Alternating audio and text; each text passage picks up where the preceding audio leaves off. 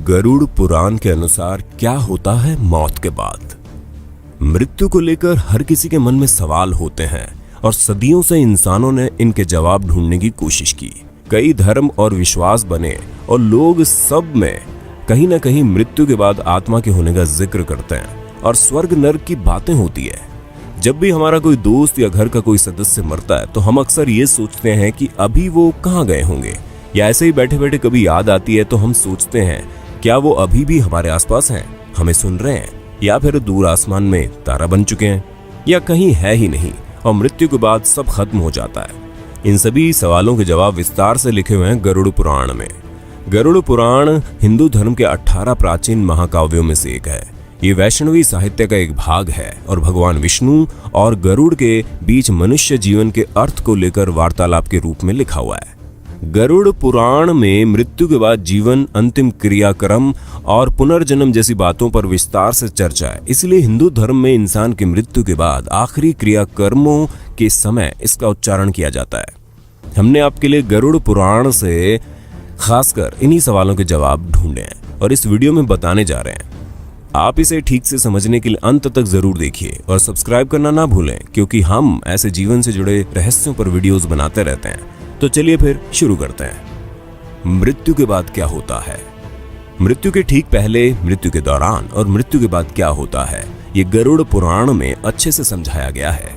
जब एकदम से कोई इंसान की मृत्यु होती है तो हमारा रिश्ता एकदम से टूट जाता है और अक्सर ये कामना करते हैं कि क्या उनसे फिर कभी मिलना होगा या बात हो पाएगी। असल में मृत्यु एक बहुत ही इंटरेस्टिंग प्रक्रिया है और कुछ भागों में ये पूरी होती है, जो कि इस प्रकार है। नंबर 1, अर्थ सोल चक्रों से डिस्कनेक्शन।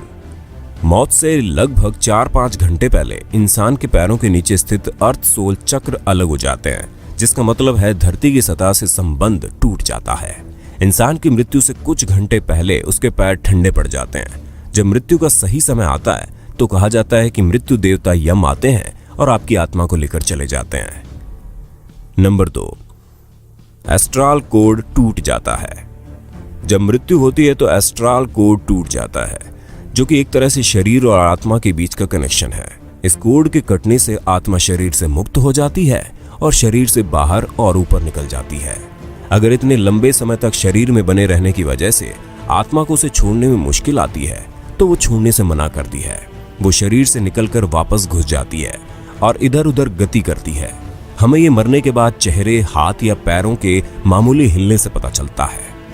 जैसे हमारे लिए किसी की मृत्यु को स्वीकार करना मुश्किल होता है, वैसे ही आत्मा भी शरीर की मृत्यु को मानने से इनकार कर देती है और तब भी जिंदा रहने का एहसास रहता है। लेकिन एस्ट्रल कोड टूटने से ये शरीर से अलग हो चुकी होती है और वो वहां नहीं रह सकती। उसे शरीर से निकलकर ऊपर की तरफ जाना ही होता है, क्योंकि कोई चुंबकीय बल होता है जो उसे ऊपर की तरफ खींचता है। नंबर 3, भौतिक शरीर का अंत। इस चरण में आत्मा को उस कमरे में मौजूद लोगों के विचार एक शोर की तरह सुनाई देते हैं। वो चाहे उसके घर वाले हों या कोई भी, आत्मा उन सब से बात करने की कोशिश करती है और चिल्ला चिल्ला कर कहती है कि मैं अभी मरा नहीं हूं, लेकिन उसे कोई नहीं सुन सकता। धीरे धीरे आत्मा को एहसास होता है कि वो शरीर मर चुका है और वापसी का कोई तरीका नहीं है। इस चरण में आत्मा लगभग 12 फीट या कहो कि छत की ऊंचाई पर तैर रही होती है और आसपास हो रहा सब कुछ सुनती और देखती है। नंबर 4, शरीर से छुटकारा। जब अंतिम क्रियाक्रम हो जाता है तो आत्मा मान लेती है कि उसका इस धरती पर रहने का माध्यम खत्म हो चुका है और वह शरीर जो उसने इतने सालों तक अपना रखा था अब पंच तत्वों में लीन हो चुका है। आत्मा तब एकदम आजादी महसूस करती है और शरीर में रहते समय जो भी सीमाएं और रुकावटें थी वो अब खत्म हो चुकी हैं और आत्मा बस सोचने से ही कहीं भी आ जा सकती है। 7 दिन तक आत्मा अपने शरीर के साथ रहते समय की पसंद की जगहों पर घूमती रहती है, जैसे कि उसका सबसे पसंदीदा कैफे, बगीचे में सुबह की सैर, ऑफिस वगैरह। अगर आत्मा धन दौलत से बहुत लगाव महसूस करती है तो वो तिजोरी के पास भी रहेगी। अगर बच्चों से बहुत लगाव हो तो बच्चों के पास रहेगी और उन्हें प्यार करेगी। 7 दिन बाद आत्मा अपने परिवार और धरती को अलविदा कहती है, इस धरती से दूर होने लगती है और दूसरी दुनिया में प्रवेश करती है। नंबर 5, सुरंग। कहते हैं कि एक बड़ी सी सुरंग होती है जो आत्मा को एस्ट्रल प्लेन तक पहुंचने से पहले पार करनी होती है और इसलिए कहा जाता है कि मृत्यु के बाद के 12 दिन बहुत महत्वपूर्ण होते हैं। हमें सारे अंतिम संस्कार और रीति रिवाज ठीक से करने होते हैं और प्रार्थना करनी होती है। हमें आत्मा से क्षमा याचना मांगनी पड़ती है ताकि वो अपने साथ कोई भी नकारात्मक भाव जैसे कि दुख, क्रोध या नफरत अपने साथ न ले जाए। कम से कम उसके परिवार और नजदीकी रिश्तेदारों को यही करना चाहिए। ये सारे रीति रिवाज, प्रार्थनाएं, सकारात्मक ऊर्जा आत्मा के लिए भोजन का काम करती है और उसे आगे की यात्रा में मदद करती है। उस सुरंग के अंत में बहुत तेज रोशनी होती है जो ये दर्शाती है कि वो एस्ट्रल वर्ल्ड में प्रवेश कर रही है। लेकिन अगर उसके घर वाले ये रीति रिवाज और प्रार्थना नहीं करते तो आत्मा सुरंग को पार नहीं कर पाती और फिर यही धरती पर फंस जाती है। वो ना तो एस्ट्रल प्लेन तक पहुंच पाती है और ना ही धरती पर कोई शरीर में होती है, इसलिए धरती पर ही भटकती रहती है। इसलिए किसी की मृत्यु के बाद भी उसके परिवार को अपनी जिम्मेदारी अच्छे से निभानी चाहिए और उसकी आत्मा को अंतिम यात्रा में मदद करनी चाहिए। नंबर 6, पूर्वजों से मिलाप। मृत्यु के बाद 11वें और 12वें दिन हिंदू सभ्यता में लोग होम, प्रार्थनाएं और रीति रिवाज करवाते हैं, जिससे आत्मा अपने पूर्वजों, नजदीकी दोस्तों, रिश्तेदारों और मार्गदर्शकों से मिलती है। पहले से मृत पूर्वज उसका ऊपरी दुनिया में स्वागत करते हैं और गले लगाते हैं, जैसे हम धरती पर अपने दोस्तों और परिवार को बहुत समय बाद मिलने पर लगाते हैं। उसके बाद आत्मा अपने मार्गदर्शकों के साथ धरती पर पूरी की हुई जिंदगी को महान कार्मिक बोर्ड की मदद से गहनता से परखा जाता है। यहीं पर एक दिव्य प्रकाश की उपस्थिति में पूरा जीवन देखा जाता है। नंबर 7, जीवन का सार। यहाँ पर कोई जज नहीं होता और ना ही कोई भगवान। आत्मा खुद ही अपनी जिंदगी की समीक्षा करती है, जैसे पूरी जिंदगी वो दूसरों को जज करती थी। आत्मा अपने साथ हुए बुरे के लिए क्रोधित होती है और बदला लेने की इच्छा रखती है। किसी का जो बुरा किया है उसके लिए पछताती है और उसके लिए खुद ही सजा मांगती है। जैसे कि आत्मा शरीर से और अपने मैं से नहीं जुड़ी होती, इसलिए आखिरी फैसला उसके अगले जीवन का आधार बनता है और इसी आधार पर आत्मा ही अगले जीवन के लिए रूपरेखा तैयार करती है, जिसे ब्लूप्रिंट कहते हैं। हर घटना और मुसीबतें जो झेलनी होगी और हर चेतावनी जिसका सामना करना होगा इस एग्रीमेंट में लिखी जाती है। यहाँ तक कि आत्मा उम्र, व्यक्तित्व और हालात भी खुद ही चुनती है। उदाहरण के लिए किसी इंसान ने पिछले जीवन में किसी की बेरहमी से हत्या की और मरने के बाद जीवन की समीक्षा करते हुए उसे बहुत पछतावा हुआ और उसकी सजा खुद को देने के लिए आत्मा अगले जीवन में खुद की किसी बीमारी से ग्रस्त होने का दर्द देती है या अन्य कोई भी मुसीबत जिससे उसको अपने किए के लिए सजा मिले। खुद को खुद ही जज करके आत्मा ब्लूप्रिंट बनाती है।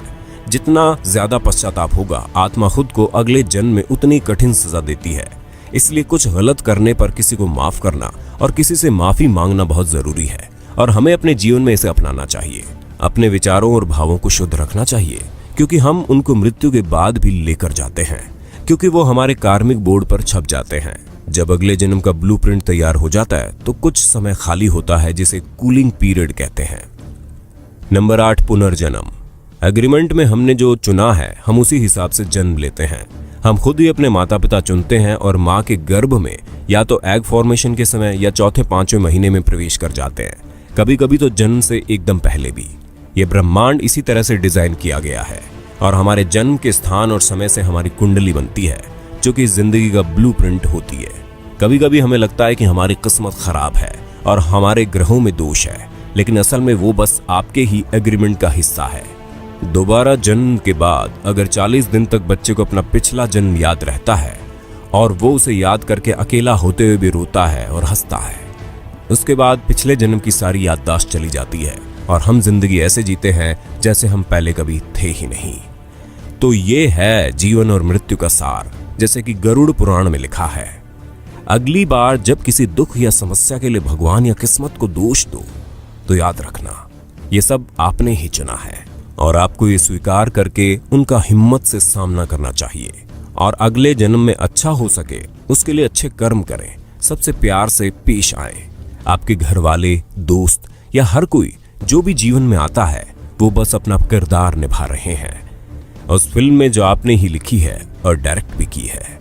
इसलिए हम कभी मरते नहीं हैं, ये सफर चलता रहता है और हम दोबारा मिले, इसके बीच में एक लंबा ब्रेक हो सकता है और कुछ नहीं। दोस्तों, ऐसी अन्य जानकारी के लिए चैनल को जरूर सब्सक्राइब कर ले और बेल आइकॉन जरूर दबा देना। फिर मिलते हैं नई वीडियो में। धन्यवाद।